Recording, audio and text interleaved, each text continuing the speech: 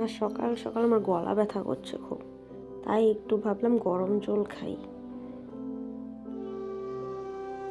এখন রুম গুছিয়ে নেব আস্তে আস্তে। শরীরটাও ভালো লাগছে না, জোর জোর লাগছে।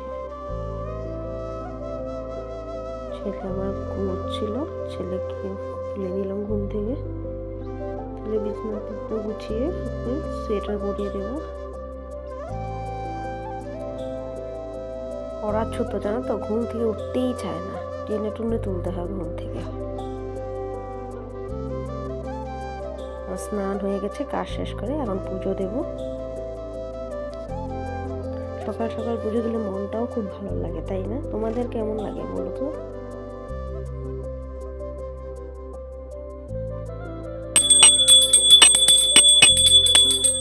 আমার পুজো দেওয়া কমপ্লিট।